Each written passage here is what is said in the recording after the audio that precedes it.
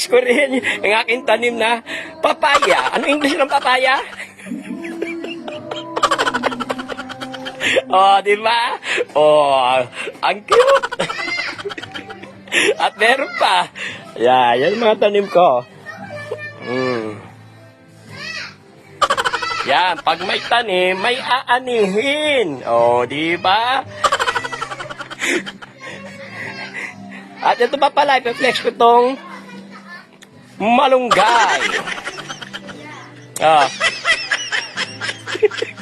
At may kasamang sili. Oh. Malunggay, sili. Malunggay. Oh, namumulaklak na yung bagong tanim kong papaya. Kahit maliit ang puno. Oh, bonsai.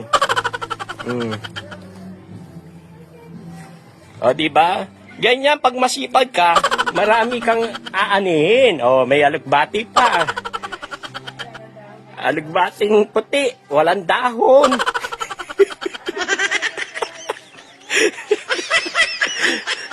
Ano ba yung flex ko pa? Ito nakasampay.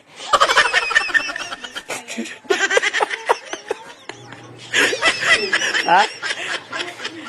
Yeah, wala. Papaya talaga. Pau-pau o papay. Ayan, flex ko yung malaking papaya. Saan na nga ba? Ayun! Ayun, may papaya.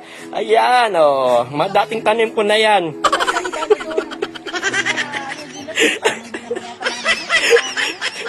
Parang to. Tingnan mo dyan kung may maniba. Tama yun. Bino sa kalamansi.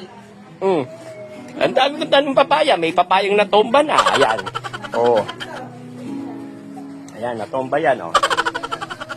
Ayun ang bunga. Ayun.